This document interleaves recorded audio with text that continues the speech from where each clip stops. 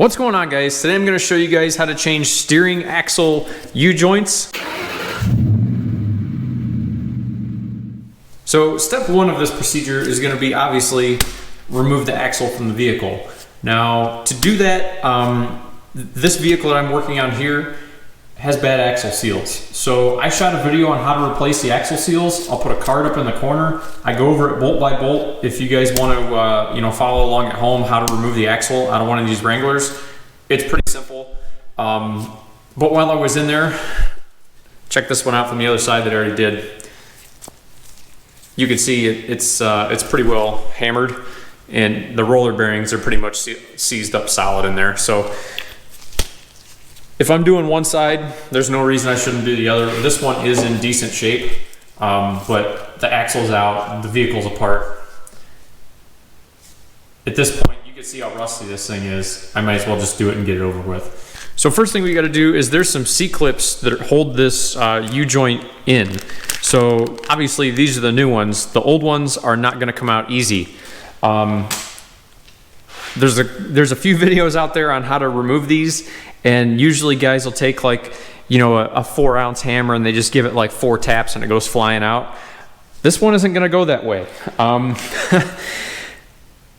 So if yours is rusty, this one will be a good example for you, but spoiler alert, guys, I'm just gonna go straight to the air hammer and air hammer the clips out of this thing, because trying to fight it with a hammer and a chisel, it's gonna take 10 times longer. So if you have an air hammer, 100% use it. It's gonna make this job go a heck of a lot quicker. With that said, yes, you can still do this with a hammer and a chisel.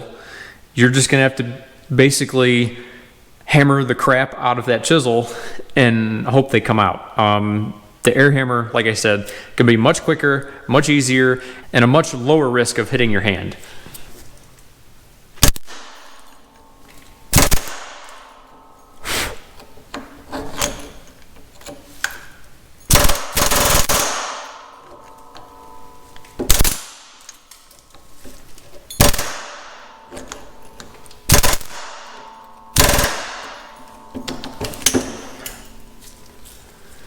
There you go. So hopefully you guys caught that, but that one is free now. And I'm gonna have to swap positions with you because I need to get on that side. Hopefully you guys can see this thing. It's right there at the tip of my finger. I understand there's so much rust in there. It's kind of a pain in the butt to try and see what I'm talking about, but you're gonna have to just believe me. It's in there.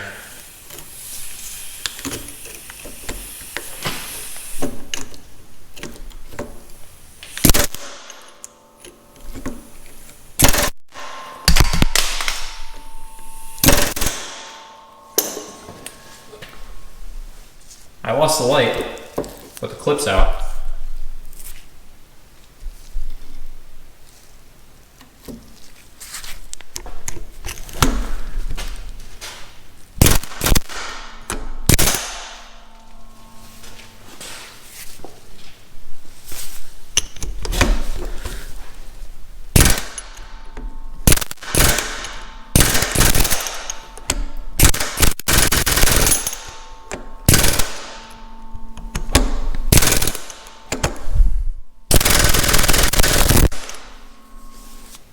So make sure you got all the pieces out, and at that point you're ready to press things out. But pay attention, because these things, if they're as rusty as mine, they will break.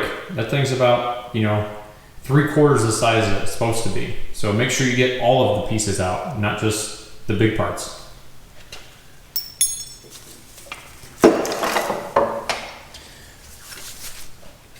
So press this thing out. I'm using a ball joint press. They're relatively inexpensive. You guys can rent them locally. I'll link this one in the description if you guys are interested. I'll also link the air hammer if you guys are interested, because if they're rusty like this one, believe me, it's worth it.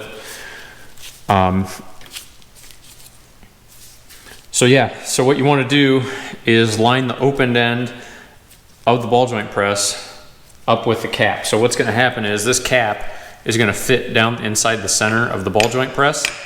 So basically make sure this thing has a place to go, because this thing's going to come out. So to push this thing out, I'm using an impact gun. When I go back together, I will not use the impact gun. because I want to be able to feel if it's binding up going back together. So coming apart, sure. If something gets torn up a little bit, not a big deal. One thing you got to watch is you have to make sure when I press this, make sure this doesn't pinch together. Like, make sure you're not just squeezing this fork together, because if you do that, you'll never get the new U-joint in it, and you're gonna have issues. So pay attention if you're gonna use the impact.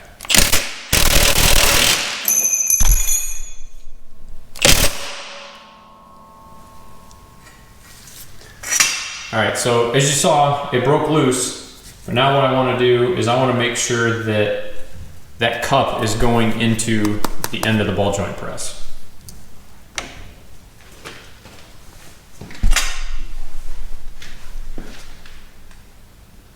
Yep, sure is. So at this point, we're just going to keep pushing.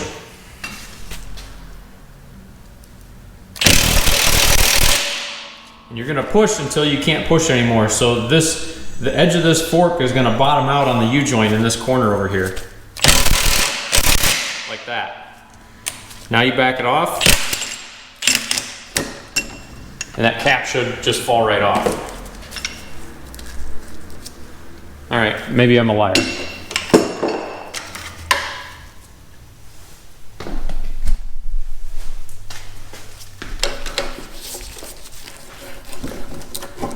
There you go. So there's a cap. Now what you're gonna do, you're gonna do the opposite. So now you're gonna push it back the other direction. When you do that, this cap should come out that hole. So now when I put this back together, you guys will notice a caps came out of the end. So I gotta line that back up, put this on here, try and hold all this stuff in place, and then press it.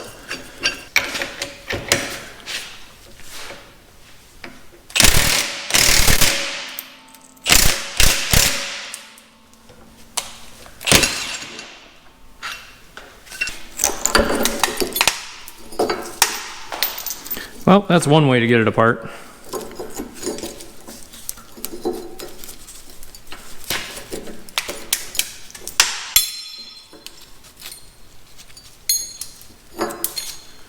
So there's your end.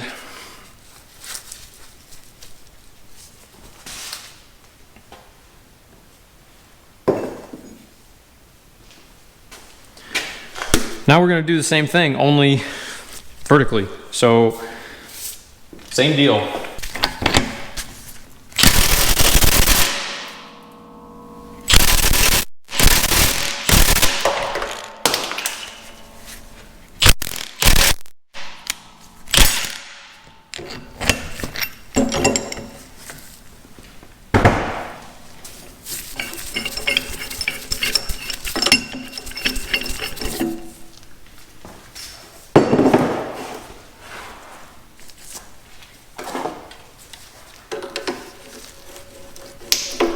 There you go. There's a bottom off.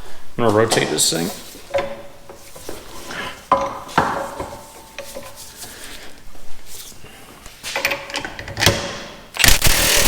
Okay, so going back together, as you can see, I sandblasted this thing real quick, you know, stripped off all that crud and, you know, basically cleaned everything up. I made sure I didn't hit, you know, obviously inside the bores, because that's a precise fit where those caps go.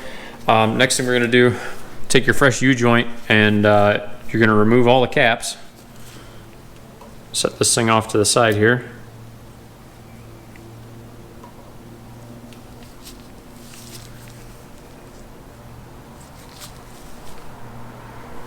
So you're going to remove 2 caps of the U-joint.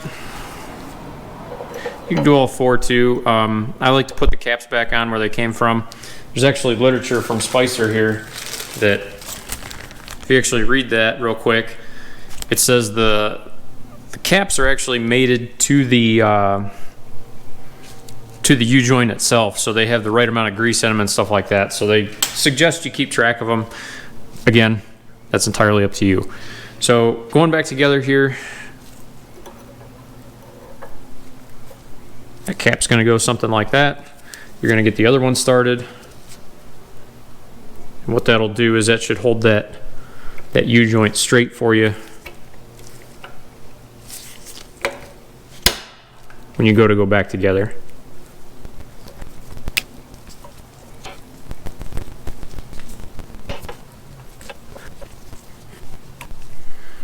So if you guys want to put a little bit of grease on the outside of the cap, a little bit of lube or something, you can do that. It's not going to hurt anything. So what I'm going to do, I'm going to take the ball joint press again, and instead of having that opened end, I'm just going to use this piece of scrap steel I got laying around. You know, obviously just to keep the cap from coming through the end.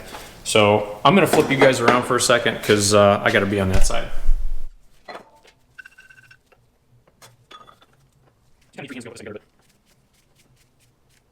And you can see this one over here is already starting to move, just turning this thing by hand. And that's really, I mean, that's how it should be, guys. You shouldn't have to sit here and crank on this thing with an impact to get this thing to go back together. So,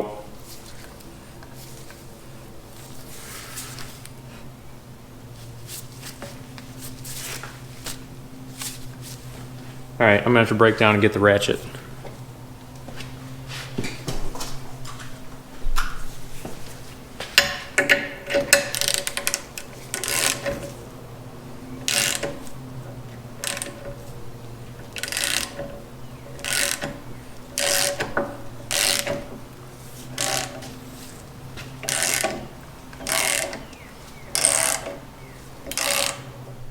Okay, so guys, check this out real quick. So where I'm at right now, instead of this cap coming in, this is just getting pushed across. Well, as you can see, I've got my snap ring groove there. So what I'm going to do is I'm going to put my snap ring in.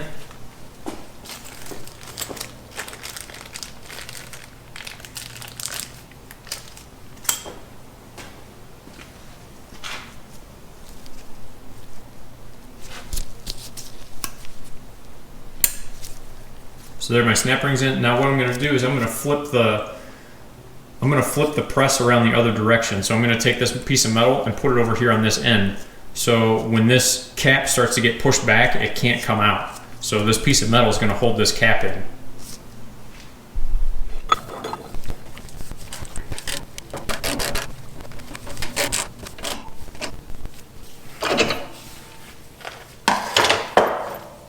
So there, that one's installed.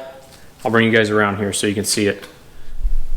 So there, the U-joint got pushed back this way. The snap ring is fully seated against the side of the joint here, or the side of the axle. As you can see, I've got my snap ring groove over here on the side that I can just pop my snap ring in now. Next step, make sure your joint moves, you know, left to right. Make sure that turns like it's supposed to. And then you're gonna keep basically assembling. So pull your other two caps off.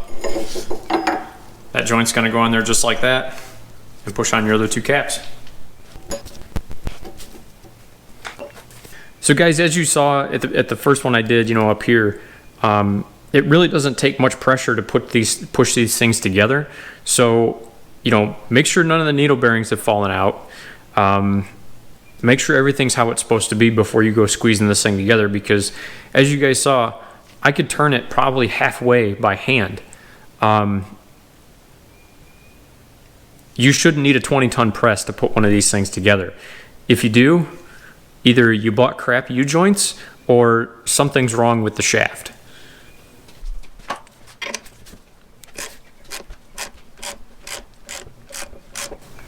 See, now the far side's coming in. So I realize you guys probably don't have the best viewpoint of this. I get it, but to be honest with you guys, I'm more concerned about this one than the one you guys are doing. If you guys follow this procedure, you know, you shouldn't have major issues. You saw how rusty the one I was dealing with was. All right, guys, so that is how you replace a steering axle U-joint. Really doesn't matter what kind of vehicle you're working on with a solid axle. It could be a Jeep Wrangler, an old Jeep Cherokee, F-250, F-350 Ford, or like a 2500, 3500 Dodge. Anything with a solid axle, that procedure is going to work for. Even down to like little clips and stuff that hold the U-joints in, they're all the exact same. Obviously, the size of the U-joint is going to be a little bit different, but you get the idea. They're real similar.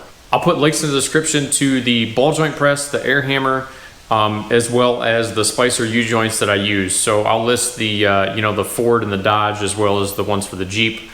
But yeah, as always guys, if you guys like the video, hit like. If you want to see more content, go down and hit subscribe. Thanks for watching, guys.